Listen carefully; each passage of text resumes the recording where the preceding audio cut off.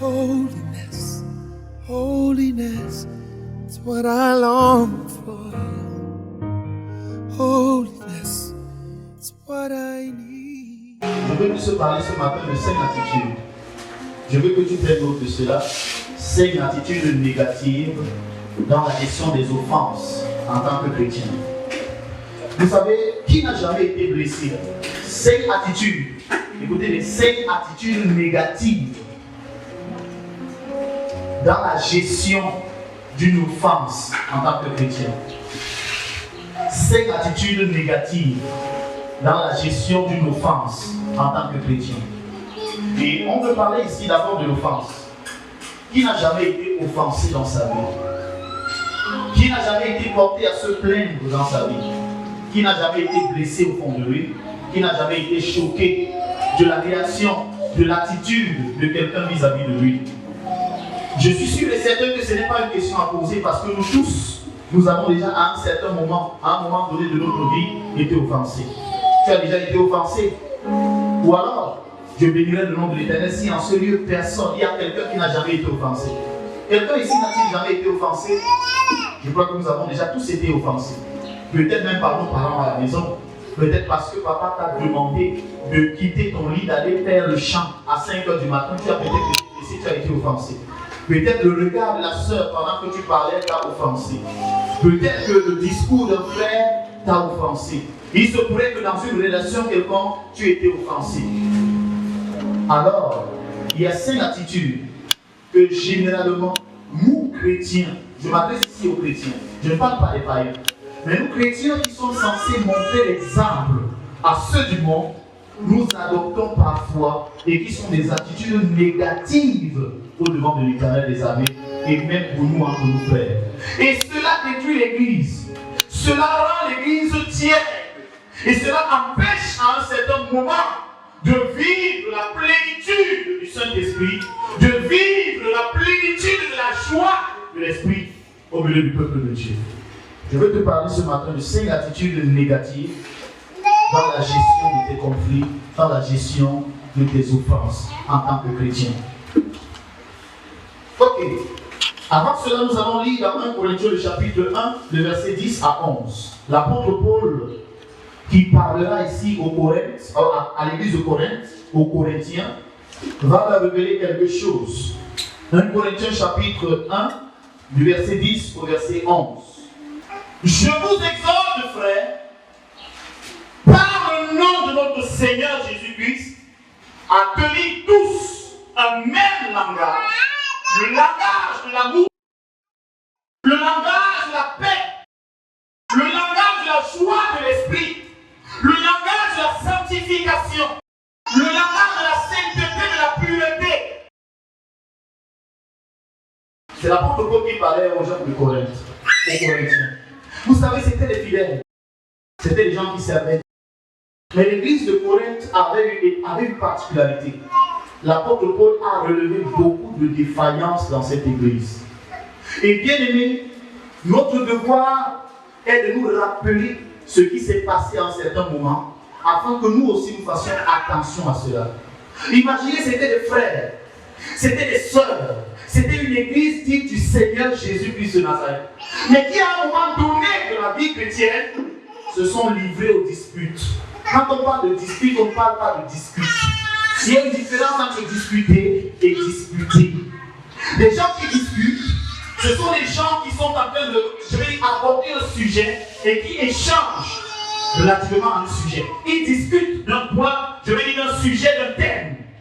Mais les gens qui disputent, en d'autres termes, ce sont des gens qui se querellent. Ce sont des gens qui s'offensent par des paroles négatives qui sortent de leur bouche. Ce sont des personnes qui se mesurent de façon négative par des expressions négatives sortant de leur cœur. Et bien l'apôtre Paul dira ici, je vous exhorte. Il ne dit pas que c'est une obligation. Il ne dit pas je vous contrains, mais je vous exhorte. Humblement, disait l'apôtre Paul, par le nom de notre Seigneur Jésus-Christ, à tenir tous un même langage et à ne point avoir de division parmi vous, mais à être parfaitement unis dans un même Et d'ailleurs, il pourra dire, ayez en vous les sentiments qui étaient en Jésus-Christ de Nazareth. Avons-nous ces sentiments qui étaient en Christ? Résolvons-nous parfois les offenses dans nos vies comme Christ voudrait qu'on puisse le résoudre? Certainement, nous avons notre méthode, nous avons des méthodes à nous pour résoudre nos offenses. Mais est-ce que nous les résolvons de la manière à laquelle le Seigneur attend? Et il pourra continuer en disant, car, mes frères, j'ai appris à votre sujet par les chants de Chloé qu'il y a des disputes au milieu de vous. Mais il s'agissait de disputes de division, qui en quelque sorte avaient trait à penser que je suis de l'apôtre Paul. Non, moi je suis de tel prophète. Non, moi j'aime quand c'est tel qui coordonne. Non, moi j'aime quand c'est tel qui dirige. J'aime quand c'est tel qui loue. Non, je préfère. Il y avait des disputes qui n'avaient pas de sens au milieu de ses frères. Il peut arriver que tu sois offensé. Il peut arriver, bien-aimé, que tu sois blessé. Il peut arriver que tu sois choqué d'une certaine situation. Mais quelle est l'attitude que tu adoptes pour résoudre ce problème? Eux, ils résolvaient leurs problèmes par des disputes, par des divisions. Et on continuera en lisant Hébreux le chapitre 12, du verset 15. Oui. Veillez à ce que nul ne se prive de la grâce de Dieu. Que personne, la montagne de Sion, ne se prive de la grâce du Seigneur. Mais comment vas-tu te priver de la grâce du Seigneur? Comment les gens seront-ils privés de la grâce du Seigneur? S'il y a des divisions parmi nous, si nous n'avons pas le langage de l'amour, si nous n'avons pas un esprit de compréhension de l'autre, si nous ne nous aimons pas les uns les autres, si nous ne nous supportons pas les uns les autres, plusieurs seront privés de la grâce du Seigneur. Parce qu'à cause de nos attitudes, à cause de nos comportements, nous allons refroidir plusieurs dans leur élan, dans la foi. Nous allons faire rentrer plusieurs dans le monde par notre attitude et par notre comportement. Et il dira, lui, quand on continue, à ce qu'aucune racine d'amertume. Veillez à ce qu'aucune racine d'amertume Poussant des rejetons. Qui pousse des rejetons ne produisent du trouble. ne produisent du trouble. Et que plusieurs n'en soient infectés. Comment les choses se passent? Une racine d'amertume. Le tonton a été blessé ou la tata a été blessée. Elle a été choquée par la réaction d'un frère ou il a été choqué par la réaction d'une sœur. Mais parce qu'il est choqué, il va décider de garder en lui une certaine amertume à l'égard du frère ou de la sœur. Et cette amertume qui va développer en lui va l'amener à réagir d'une certaine manière. Et parmi ces manières, nous allons voir, je voudrais en expliquant les 5 attitudes que nous adoptons généralement et que Dieu n'approuve pas, nous allons voir ce qui se passe quand il parle de rejetons qui contaminent plusieurs et qui peuvent priver plusieurs de la grâce de Dieu. Regardons donc la première attitude, lorsque tu es offensé, lorsque tu es blessé. Fais-tu partie de ceux qui, lorsqu'ils sont blessés, lorsqu'ils sont offensés, justifient leur attitude, je veux dire leur comportement, leur manière d'avoir agi? Ça, c'est la première attitude. Des gens qui aiment justifier leur attitude. Autrement dit, il a été blessé par un frère, elle a été blessée par un frère ou par une sœur. Mais au lieu de gérer la chose de façon positive comme le Seigneur nous demande, qu'est-ce qui va se passer? Elle va peut-être insulter le frère. Et plus tard, va se dire, bah, tu sais, nous sommes des humains, ça peut arriver. Tu sais, tout le monde, il n'y a pas personne parmi nous n'est juste, il y a personne parmi nous n'est juste. Vous savez qu'il y a des gens qui agissent comme ça. Généralement, lorsqu'ils sentent qu'ils sont offensés, qu'ils sont blessés, et quand ils veulent réagir, ils réagissent mal, ils interviennent mal, et par après, justifient leur intervention par le fait que nous sommes tous des humains. Je suis un homme charnel, je suis aussi fait de chair. Tu sais, ça peut arriver. Mais au fond, il n'a pas résolu le problème. Au fond, le problème n'a pas été traité. Il ne s'est pas approché de son frère ou de sa sœur pour parler avec son frère au sujet de ce qu'il a hérité, au sujet de ce qui s'est mal passé. Et généralement va prendre une posture, une position, va adopter une attitude, mais qu'il justifiera par le fait que nous sommes des humains. Je suis un homme fait de chair moi aussi. Ça peut arriver. Donc pour le moment, laisse-moi gérer ma colère. Laisse-moi gérer mon comportement, mon attitude. Fais-tu partie de cette catégorie de personnes qui aident à justifier leur mauvaise réaction, leur mauvais comportement, au lieu de résoudre véritablement le problème? Je suis sûr qu'il y en a ici qui ont été offensés, ça peut être dans leur famille, qui ont été offensés, ça peut être par un proche, qui ont été offensés peut-être par un voisin, qui ont été offensés peut-être par un ami, par un frère, par une sœur, et qui a pris une position négative, qui a adopté un comportement négatif, et qui jusqu'ici ne fait que justifier son attitude par le fait de dire, même si nous sommes chrétiens, même si nous sommes enfants de Dieu, même si nous avons le Saint-Esprit, comprendre bien aimé qu'à un certain niveau, nous sommes faits de chair. Ne justifie pas tes mauvais comportements, tes mauvaises attitudes, mais cherche à résoudre véritablement le problème. Ça, c'est la première attitude. Justifier la façon dont on se comporte, la façon dont on agit lorsqu'on a été offensé. Justifié par des prétextes qui n'ont rien à voir avec la parole de Dieu. Fais-tu partie de ce genre de personnes? La deuxième attitude, ce sont des gens qui gardent un sentiment négatif dans leur cœur. L'amertume, je voulais dire, l'amertume dans leur cœur. Regardez ce qui s'est passé dans Genèse le chapitre 27, le verset 41.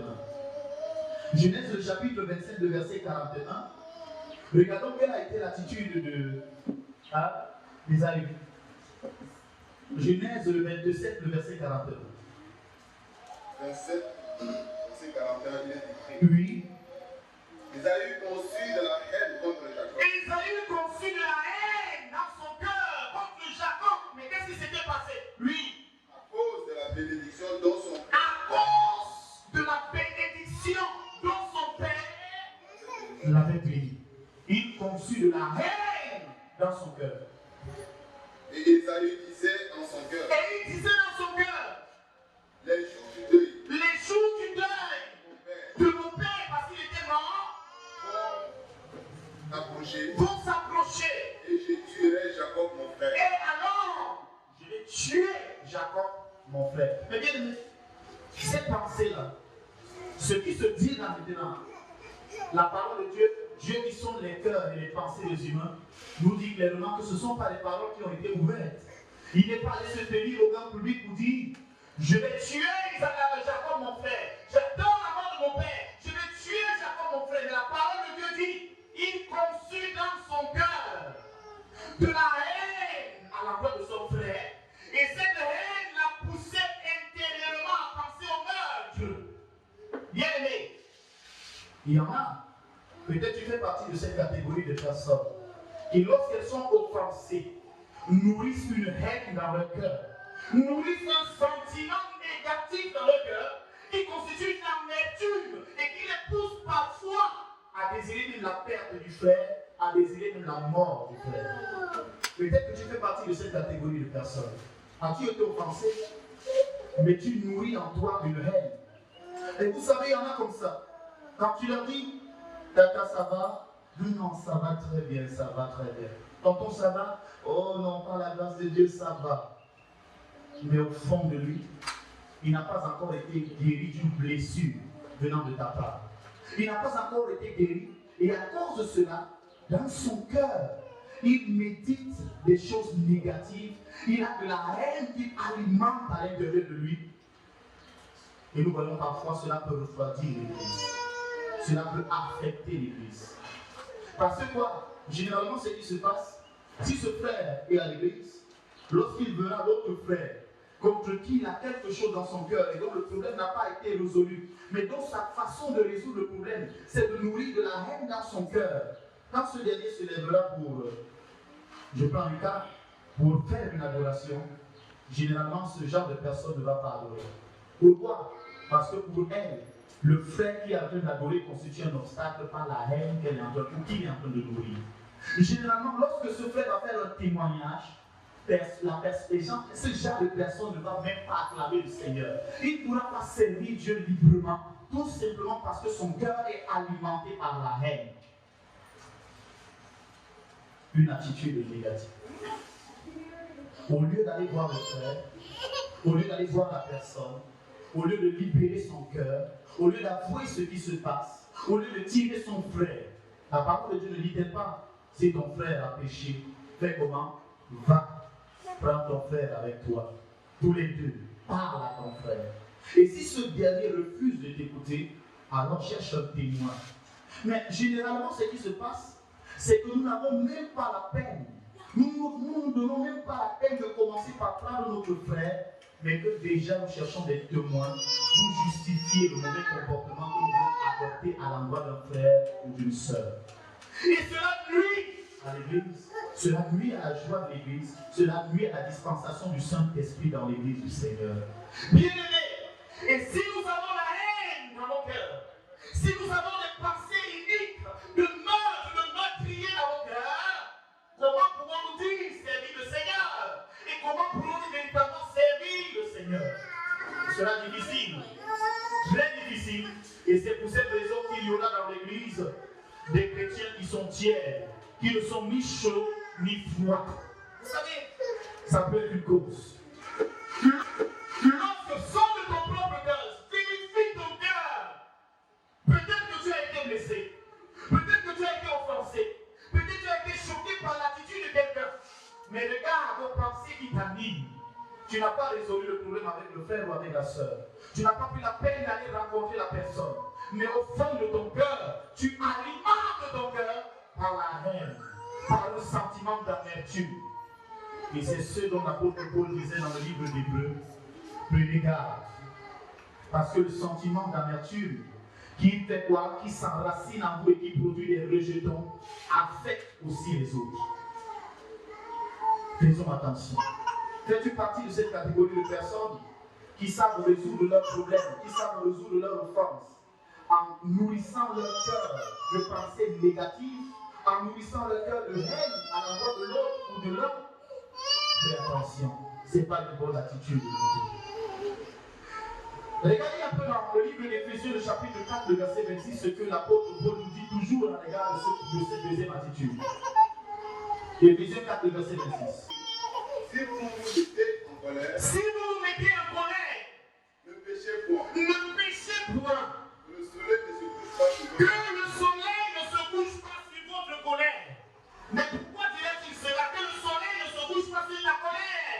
Bien aimé. Si vous vous mettez en colère, ne péchez point. Autrement dit, il peut arriver qu'en tant qu'être humain, que l'on se mette en colère. Mais c'est que cette colère ne te pousse pas à pécher. Car la colère de l'homme n'accomplit pas la justice de Dieu.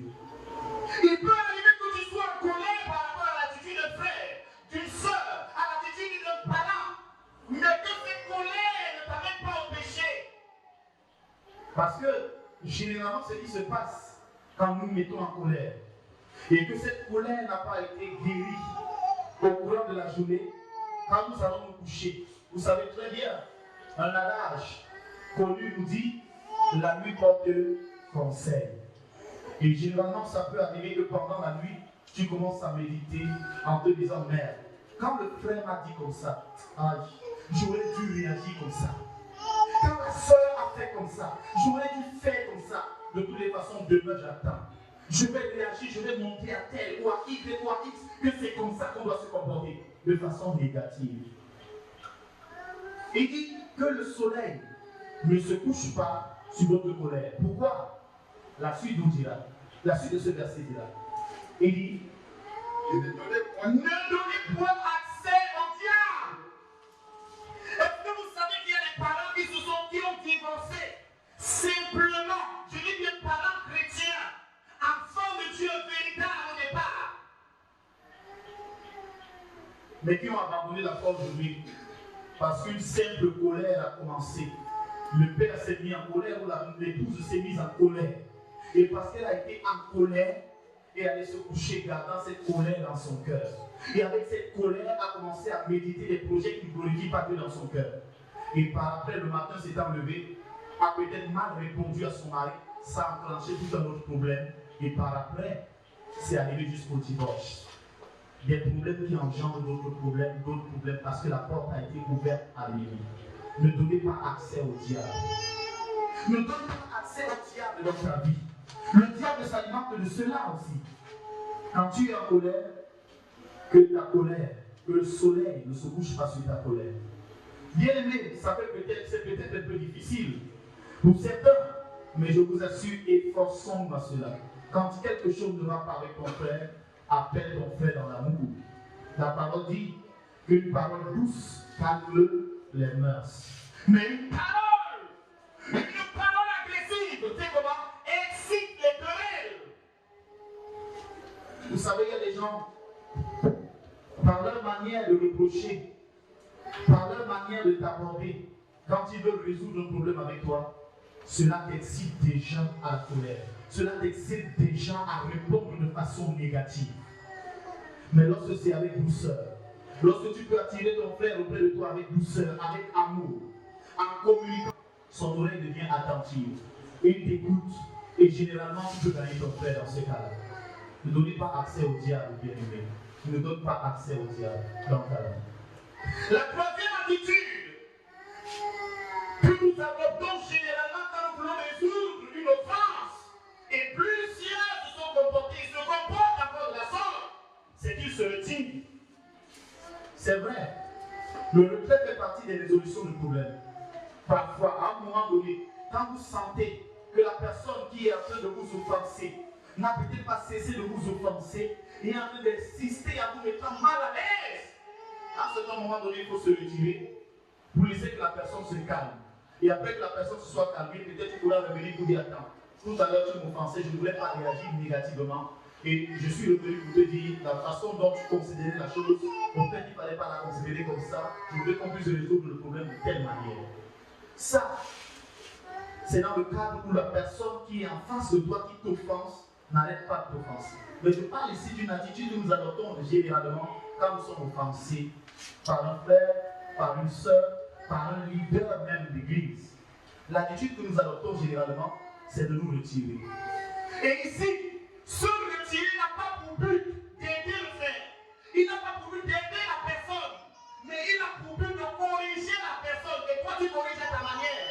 En te disant, je vais partir de ce lieu et je vais voir. Et généralement, c'est quoi? Peut-être que tu avais une activité que tu accomplissais à l'église. Peut-être que tu avais un domaine sur lequel le Seigneur t'attendait. Peut-être c'est toi qui devais adorer. Peut-être c'est toi qui attends. Peut-être c'est toi qui nettoie l'église. Peut-être c'est toi qui es, je veux dire, comment un instrument utile dans l'église. Et tu vas te dire à ce moment donné, je ne fais plus au milieu d'eux. Je ne fais plus cela. Et tu te retires. C'est une mauvaise manière de gérer le conflit, particulièrement dans l'église. Tu te retires de l'église, tu vas où? Tu vas à la merci de qui? Bien aimé. Tu fais partie de cette personne parce que j'ai vu plusieurs catégories comme ça, plusieurs personnes de ce genre, de cette catégorie. Et lorsqu'ils sont blessés, lorsqu'ils sont offensés, au lieu de prier et de demander la sagesse à Dieu et d'aborder leur frère ou leur soeur pour dire frère, soeur, j'ai été blessé par telle attitude, qu'est-ce qu'ils vont faire? Ils vont préférer se retirer de l'église. Et la parole de Dieu dira quelque chose. N'abandonnez pas vos assemblées comme c'est la coutume de quelques-uns. Bien-aimé, tu quittes. Et lorsque tu quittes, dis-moi ce que tu dois faire. Tu vas résoudre le problème avec qui? Tu vas trouver des conseils auprès de Satan. Parce que ce qui est ici va t'alimenter par des pensées qui ne glorifient pas Dieu. Mon bien-aimé, te retirer n'est pas la solution. La solution, c'est d'aller vers ton frère, c'est d'aller vers ta soeur. Et cela fait quoi? Ça affecte plusieurs. Pourquoi? Le frère va se retirer, il ne va pas donner de justification. Il ne va pas justifier son retrait.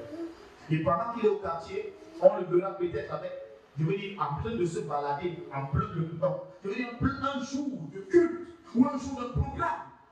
Mais quand quelqu'un abordera pour lui poser la question de c'est quoi? Pourquoi tu ne vas pas à l'église aujourd'hui? Ah, ces gens-là, vraiment, ce frère-là, ou ces personnes-là, des gens qui veulent montrer qu'ils sont vraiment des saints et tout, mais leurs attitudes, leur comportement, bien aimé, tu n'agis pas de la bonne manière.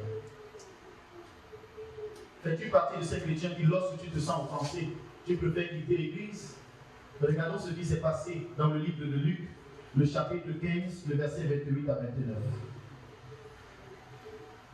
Luc, le chapitre 15, verset 28 à 29. Il s'agit du frère aîné, du fils prodige. Écoutez ce qui se dit.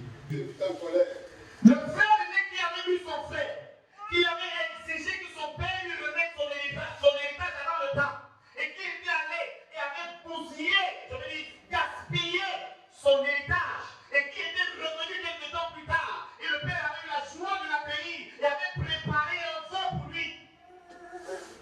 Le frère aîné qui rentre, qui va voir, qui va faire une fête célébrer en l'honneur de son frère qui avait quitté la maison. Et qui va se demander, mais qu'est-ce qui se passe? On lui dira, c'est ton frère qui est revenu. Et ton père a fait une fête en son honneur. La parole de Dieu dit quoi? Il ne voulut pas entrer. Il ne voulut pas entrer. Qu'est-ce qu'il a voulu faire? Il se retira. Il voulait se retirer. Et vous savez, il y en a comme ça. Ils sont offensés. Ils ne peuvent plus encourager les autres. Ils ne peuvent plus honorer les autres. Ils ne peuvent plus bénir les autres. Ils ne peuvent plus supporter les autres. Qu'est-ce qu'ils vont faire? Ils préfèrent se retirer. Mais le fait de se retirer là, ce n'est pas qu'ils se retirent pour que le problème soit résolu. Ce n'est pas qu'ils se retirent pour que vraiment l'amour soit manifeste. Mais ils se retirent dans le seul but de corriger l'autre, de manifester un mécontentement, de nuire même à l'autre. Au fait, le frère aîné n'était pas content. Il était choqué au-dedans de lui. Il était même aigri au-dedans de lui de ce que son père avait célébré le retour de son frère. Est-ce que c'est notre attitude de nous aussi? Continue de voir cette lecture. Son père sortit. Son père est sorti et pria son fils. Bien aimé, dites-moi, vous entendez que votre frère a eu un boulot, il a été élevé, il est devenu directeur général du port. Et on est en train de célébrer, on se réjouit. Tu es de la maison, tu arrives, tu trouves qu'on célèbre par rapport à son poste. Tu te le dis, on te supplie pour rentrer chez toi. Son cœur n'avait pas bien. Il était malade au-dedans de lui. Et ça arrive parfois, bien aimé, que lorsque nous avons un conflit avec un frère ou une soeur, nous développons en nous la jalousie, l'aigreur, nous devenons aigris, nous devenons amers. Et cela nous amène à nous retirer d'une manière ou d'une autre. Et il faut parfois supplier à la personne. Ouais, bro, ouais, frère, c'est comment, non? Ça fait longtemps, on ne te voit pas, reviens, s'il te plaît, reviens. Il a fallu que le père supplie pour que le frère entre. Est-ce qu'on t'a? T'es-tu retiré de quelque part? T'es-tu retiré d'un groupe? Je veux dire, le frère qui crée l'Éternel. T'es-tu retiré de l'assemblée? Simplement parce que tu as été blessé, tu as été choqué, et tu veux corriger les autres, tu fais mal. Et en le faisant, n'oublie pas, tu es en train de priver quelqu'un quelque part de la grâce de Dieu. Parce que toute personne qui vient à l'église, moi écoutez, je vous le dis, je vous encourage et je vous exhorte à avoir les yeux fixés sur Christ et non sur l'homme que je suis. Parce que l'homme que je suis, le Seigneur peut décider à un moment donné de l'enlever. Mais si vous avez les yeux fixés sur l'homme que je suis, quand le Seigneur m'enlèvera, vous aurez les yeux fixés sur lui. Les gens vont partir, l'église va s'arrêter, mais ce n'est pas là le but. Je ne suis pas la raison de l'église du Seigneur. Christ est la raison fondamentale. Christ est le pilier. Christ est, je veux dire, la raison de l'existence de l'église. C'est à cause de Christ que nous existons. Alors, elle le regard fixé sur Christ. Mais le jour où je ne serai pas là, ceux qui avaient le regard fixé sur moi vont dire, ah, papa Sabine est même plus là, il a voyagé, il allait faire un mois aux États-Unis pour une grande formation. Donc, gloire à Dieu, vraiment, on va faire aller à l'église, attendons seulement son retour. Tu te tromperas. Et n'oublie pas que quand tu te retires, il y a quelqu'un quelque part pour un début. Vous n'allez pas ignorer ça. Tout le monde a un certain moment de sa voix. Quand il vient à l'église, il y a quelque chose qui le motive. Il est content de voir la sœur. Il est content de voir le frère. Il est content de voir tel. Parfois, d'autres Dieu même parce qu'ils sont contents de voir l'instrumentiste. Comme le serviteur de Dieu Bertrand. Quand il joue, quelqu'un est content de savoir qu'il va encore écouter le verbe. Il est content de cela. Et quand il arrive, il ne trouve pas ça. À un moment donné, il peut partir. Mais n'oublie pas, tu porteras ça sur toi. C'est important. Sois là. Ta présence n'est pas inutile dans la présence dans la maison de Dieu. Tu as une importance, mais tu l'ignores.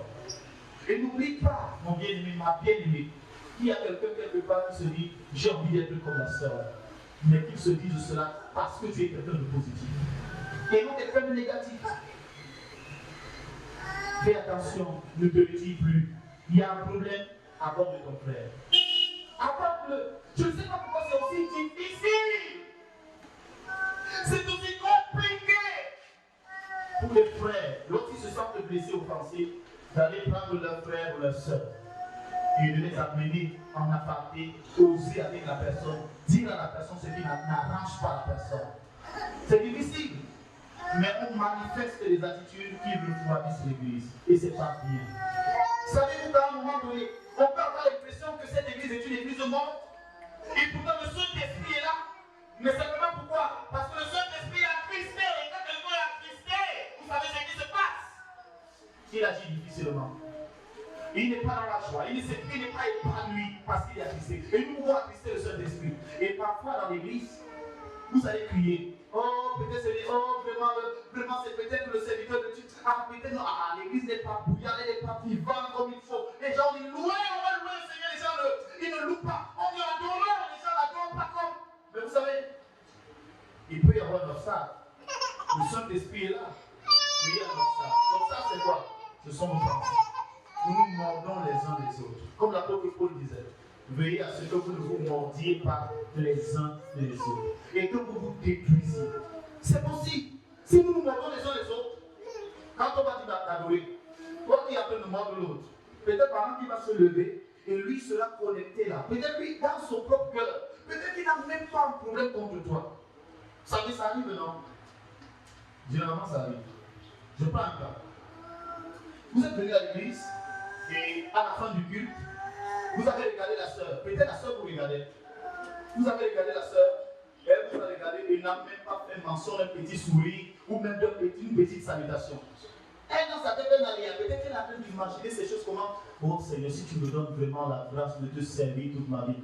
Oh papa, pendant qu'elle pense comme ça, toi tu te dis, hey, la sœur ne va pas saluer. Ça, il y a comme quelque chose. Je le sens déjà comme quelque chose dans. Nous soupçonnons, n'est-ce pas? Après la fin du culte, tu vas vers la sœur pour saluer. Et elle a discuté d'ailleurs, elle traverse. Ah bon, ça veut dire celui-là. Là, il y a un véritable problème. Et puis maintenant, bonjour, tu es en train de témoigner.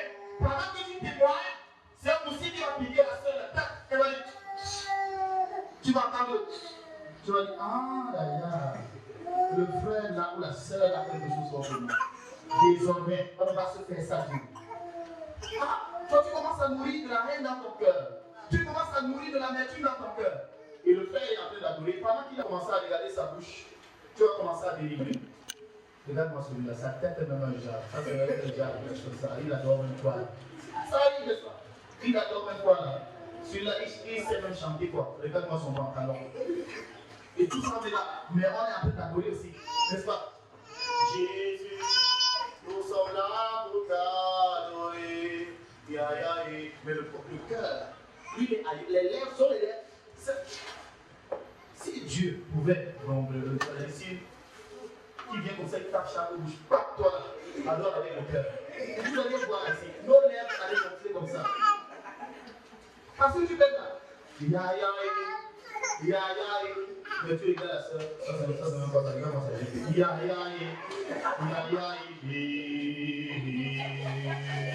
ses chaussures. Ce n'est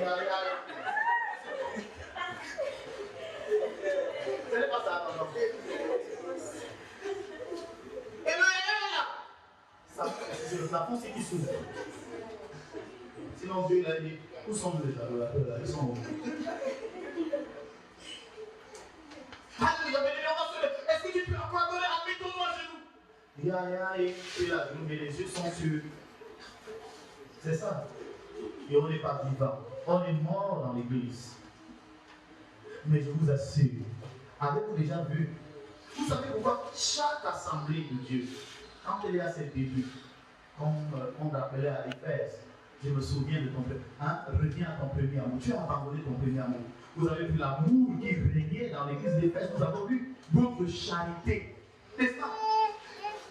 Demandez-vous pourquoi au début de chaque ministère, chaque assemblée, quand vous arrivez, l'onction, parfois la puissance du Saint-Esprit, où les gens tomber, les gens pleurer, les gens ont envie de rester. Le culte de, c'est pour eux, avant que le culte de France, c'est comme si on n'a rien fait. Ils ont envie de, on dit que le culte est fini, les gens doivent partir, mais les gens restent, ils se saluent, ils sont contents. Quand on marche quelque chose, il est content de partager avec vous. Vous savez pourquoi? Parce qu'à ce moment-là, on vient, on se rencontre. On n'a pas de. Il n'y a rien dans le cœur qu'on peut le faire, on le découvre, on est content, on est dans la joie. Ça dit, cette joie nous amène à servir devant le Seigneur. Et à partir du moment où on commence à grandir, on commence à se frotter, l'apôtre dit, supportez-vous les uns les autres. Bien aimé, je t'assure, si tu n'as pas le principe du savoir, le principe du, je vais dire, si vous voulez dire du supportement, on ne dit pas le supportement, c'est ça. On dit le supportement, on dit pas. Le supportage, le supportage, le support quoi alors?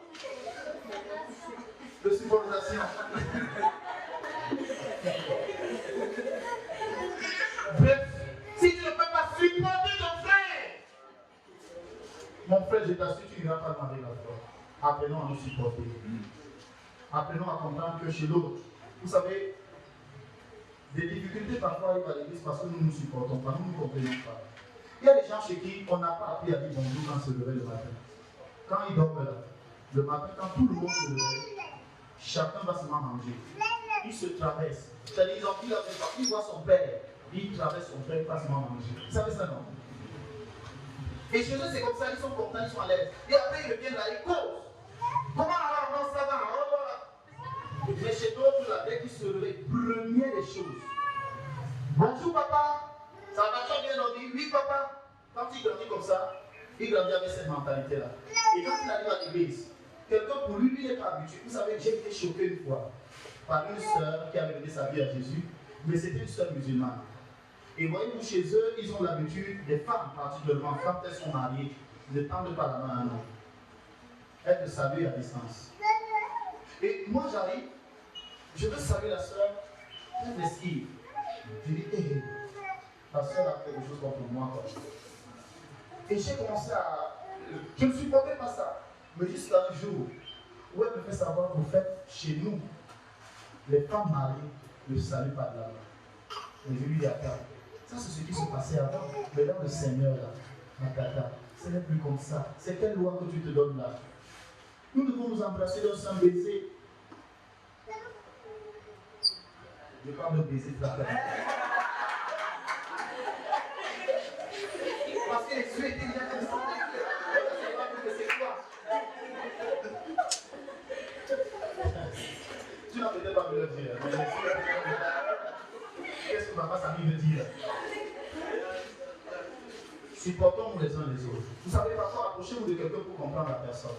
Vous savez ça? Pourquoi la personne agit comme ça? Pourquoi elle se comporte comme ça? Peut-être que pendant qu'on mange, la personne prend un peu et après, elle se retire. Tu te dis non, la personne n'aime pas ma nourriture. Peut-être c'est comme ça, on leur a pu goûter et partir. Peut-être. Supportons les uns les autres. Si nous ne nous supportons pas les uns les autres, nous allons nous mordre les uns les autres. Et si nous nous mordons les uns les autres, je vous assure, ce que nous viendrons faire ici sera du bruit. On viendra, on va célébrer. Quand c'est la noix, chacun va sortir sa cuisinette. C'est chacun, le son fait, c'est que dans ta tête, là, c'est plus. Oui, Seigneur. Que Dieu nous accorde la grâce. L'autre attitude, les deux dernières attitudes, ce sont les plaintes auprès des autres. Il y a des gens qui résolvent leurs problèmes, qui savent résoudre leurs problèmes en se plaignant auprès des autres, au lieu de se plaindre auprès de leurs frères. Au lieu d'appeler leurs frères pour se plaindre. Regardez ce que dit la parole de Dieu. As-tu ce genre d'attitude? Il y a des personnes qui savent se plaindre auprès des autres quand ils ont un conflit avec quelqu'un, lorsqu'ils sont offensés par quelqu'un. C'est le genre de personne qui, lorsqu'il est blessé, au lieu d'aller voir son frère, il dit à son frère, frère, Excuse-moi, tout à l'heure, là, tu as vu, je n'ai pas été souverain avec toi. C'est que j'ai été blessé par ton attitude tout à l'heure. Et je voulais vraiment que tu me pardonnes si je t'ai fait mal. Et toi aussi, pardonne-moi si je t'ai blessé. Vraiment que la paix du Seigneur soit notre partage. Mais mon bien-aimé, sache qu'il y a bien dans mon cœur, que la paix du Seigneur nous accompagne. Amen, amen. Et merci, tonton, vraiment. On s'embrasse là, c'est fini. Mais ce genre de personne, il est blessé. Quand étant blessé, qu'est-ce qu'il va faire? Il laisse son frère, il le traverse. Il va aller prendre tonton à côté. Pour dire à tonton que le frère là, il a su l'attitude du frère là, c'est pas un bon. Il a un gars, c'est ça. C'est quelqu'un qui, tu vois. C'est pas bon dans le vie du Seigneur. Et regardez ce que Proverbe va dire, Proverbe 25, le verset 9. Qu'est-ce que Proverbe 25, verset 9 dira? Défends ta cause Défends ta cause contre ton prochain. contre ton prochain. Ça dit quoi? Si tu as un problème à l'endroit de quelqu'un, si quelqu'un t'a offensé, va devant la personne, défends ta cause auprès de cette personne. Mais ne fais pas quoi? Mais ne révèle pas le secret d'un autre. Ne révèle pas le secret d'un autre. Bien aimé. Est-ce que c'est dangereux, hein? Et il y en a comme ça. Il est avec toi aujourd'hui, il est content, il marche avec toi, c'est ton ami, c'est ta personne. Mais il a été offensé par toi. Au lieu de te dire clairement que je suis blessé par ton attitude, j'ai été choqué par ton attitude, il te laisse toi là. Mais il s'en va voir les gens ailleurs. Et il va dire à quelqu'un d'autre, le frère là m'a fait ceci. Et en passant, je vais me te dire, un jour on causait comme ça, il avait parlé de toi. Ah, mais ça, il a parlé de moi. Et il dit souvent que chez vous là, c'est. Ah, n'est-ce pas? Pourquoi? Mon frère, pourquoi tu révèles ce? Ne révèle pas le secret de l'autre. Vous savez que ça, c'est un comportement, je veux dire, qu'on trouve facilement dans l'église. Papa Samy m'a choqué. Mais viens voir Papa Samy. Non. Papa, quand tu viens un peu. Vraiment, Papa Samy m'a agressé. Est-ce que c'est que la dernière fois, il a même dit, il a parlé de toi? Il a dit sur toi que c'est ton attitude, c'est ton comportement, tu agis mal. C'est pas comme ça que tu devrais agir. Si tu te retrouves là, implore la grâce de Dieu et demande-lui de résoudre convenablement ton problème. Si ça, tonton, ce n'est pas le présent. Oui, le frère a peut-être eu à dire quelque chose sur quelqu'un à l'époque, et en temps. Mais la personne peut-être a eu à dire ces choses n'étant pas encore bâtie dans la foi, n'étant pas encore mature dans la foi. Mais cette personne est en train d'avancer avec le Seigneur. Elle est délivrée au fur et à mesure qu'elle avance. Le Seigneur délivre cette personne de ses faiblesses. Et maintenant que la personne est en bonne relation avec le Seigneur, il peut arriver d'être offensé, peut-être même de façon inconsciente. Mais toi, tu t'en vas révéler ce que la personne avait eu à dire il y a 5 ans de cela, il y a 6 ans de cela. Tout cela pourquoi? Parce que pour toi, c'est un moyen de résoudre ton problème. Tu agis mal. C'est une mauvaise attitude dans la résolution des conflits et de l'offense. Fais attention. Se plaindre auprès des autres de l'autre, c'est pas bon. Plains-toi de toi auprès de ton frère qui t'a offensé. Laisse les autres en dehors de ça. Mais si ton frère refuse, la parole de Dieu lui cherche une troisième personne. Mais généralement, ne cherchez pas quelqu'un qui va vous exciter dans les querelles. Cherchez quelqu'un de mature, quelqu'un de responsable, qui pourra vous réconcilier de la bonne manière, au travers d'une exhortation biblique, au travers d'un encouragement fraternel. N'allez pas vers les gens. Vous savez, il y a des gens, quand vous êtes en conflit avec quelqu'un, quand vous avez des problèmes avec quelqu'un, vous partez devant votre frère, vous parlez à votre frère, il refuse de vous écouter. Quand vous allez chercher cette personne-là, en chemin même déjà, la personne t'excite déjà de la manière dont tu dois le corps. Alors je vais résoudre ce problème, on va résoudre ça. S'il te dit comme ça, s'il chante, parle comme ça, réponds aussi durement, même que tu n'es pas n'importe qui. La personne t'encourage à quoi? Au querelle. C'est pas ça. Cherchez une personne mature pour résoudre votre problème. Une personne mature, une personne neutre, une personne qui peut vous donner des conseils, qui peut vous orienter sur la bonne voie, qui n'a aucun gain à vous voir être divisé. C'est important. Et la dernière attitude que nous avons généralement, c'est la vengeance. Vous savez, la vengeance, n'est pas généralement le fait de prendre un couteau et dire je vais me venger contre la personne en tuant la personne. Mais nous nous vengeons généralement en quoi faisant? En salissant le nom de cette personne auprès des autres, pour que les autres voient que cette personne est sale aussi à leurs yeux. Bref, pour que cette personne soit mal vue des autres aussi, pour que cette personne soit désappréciée des autres, pour que cette personne soit considérée négativement des autres eux aussi. Fais attention à ce genre d'attitude. Lorsque tu es blessé par un frère, tu es choqué par un frère, quels sont tes propos à l'endroit de ce frère? Lorsque tu es avec des frères et qu'il arrive même qu'on parle, peut-être que tu as trouvé quelqu'un qui avait déjà une idée de la personne. Qu'est-ce que tu fais? Tu aggraves la situation ou alors tu amènes la personne à dire vraiment c'est vrai, notre frère agit peut-être comme ça, mais bien aimé, n'oublie pas que nous aussi nous sommes frères dans certains moments. Prions pour la personne, soutenons la personne. Et vu que toi aussi tu es nous conseillé par un problème, tiens, moi aussi j'ai quelque chose à dire à la personne, allons rencontrer la personne. Et quand vous venez rencontrer la personne, vous allez causer et vous vous rendrez compte que vous n'aurez pas donné accès au diable. Le diable se réjouit parfois de voir des divisions au milieu de l'Église. Le diable voit des accès au milieu du peuple de Dieu dans certaines vies, tout simplement parce qu'il y a des conflits, il y a des offenses qui n'ont pas encore été guéries, qui n'ont pas été traitées de la bonne manière. Il est important que tu sois guéri de cette offense. Il est important que tu adoptes la bonne attitude. La bonne attitude, c'est aussi d'aller vers ton frère, c'est d'aller vers ta soeur. De te réconcilier avec ton frère, de te réconcilier avec ta soeur. Et les bien-aimés, vous savez ce qu'il y a par après? Le pardon. Nous parlons par le pardon, nous avons déjà parlé du pardon. Bref, c'est une attitude que Dieu n'accepte pas et qui ne glorifie pas Dieu quand nous avons été offensés. Première, justifier nos mauvaises attitudes, nos mauvais comportements, nos mauvaises réponses, nos réactions par des attaches qui ne glorifient même pas Dieu. Tu sais, nous sommes tous charnels, aucun homme n'est juste, donc vraiment, laisse-moi agir parce que même Dieu sait où je suis vraiment à un niveau où je peux faire du mal à quelqu'un. Ne justifie pas par de tels propos. Gardez les sentiments négatifs. Évite-les au mal. C'est-à-dire, à partir d'aujourd'hui, regarde ton cœur. Et je suis sûr que le Seigneur qui parle dans ce moment, au travers de moi, il est en train de te dire, sonde de ton propre cœur. Y a-t-il de l'amertume à l'endroit de quelqu'un? Y a-t-il une racine d'amertume en toi? Guéris-la, ôte-la, enlève-la, libère ton cœur. Libère ton cœur, bien-aimé. Je peux saluer chacun d'entre vous en vous regardant particulièrement dans les yeux, avec sourire, avec joie et avec sincérité du cœur, en vous embrassant du fond de mon cœur. Parce que je sais que devant chaque personne ici, peut-être moi de façon particulière, je ne repose rien. Même si j'ai eu à parler durement à certains moments, je le fais son dans la voix du Seigneur.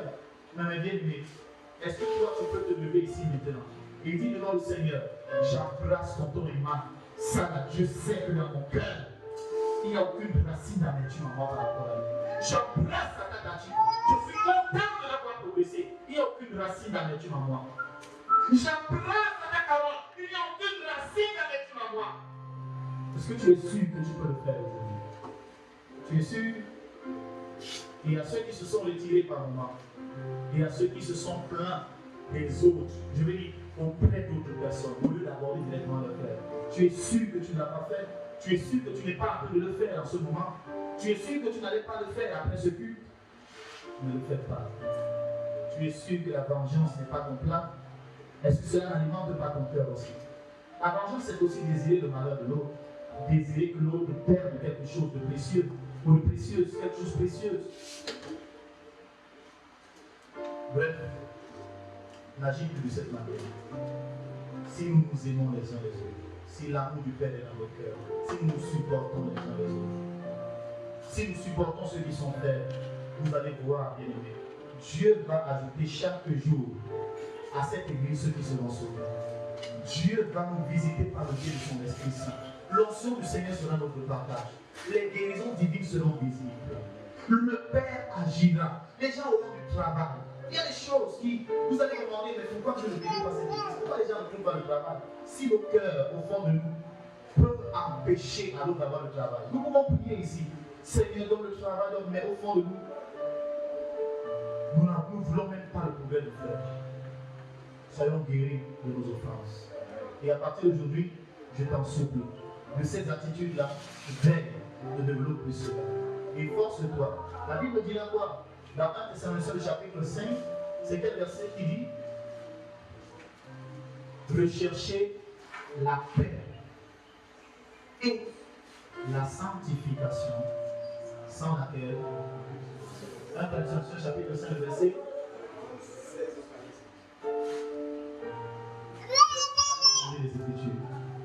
Et Jésus pourra dire, recherchez la paix avec tous aussi longtemps que cela dépend de nous.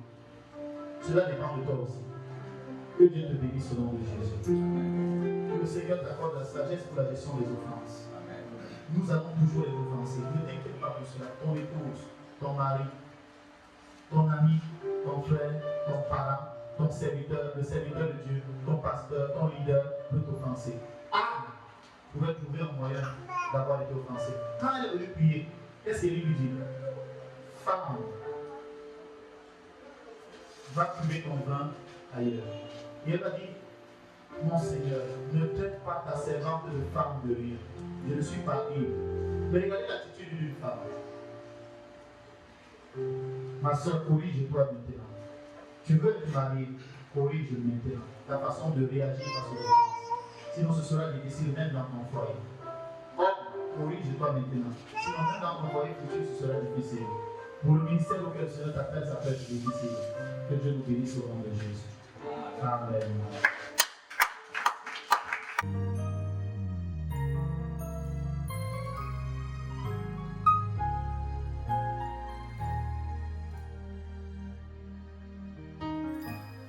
Holiness, holiness, it's what I long for.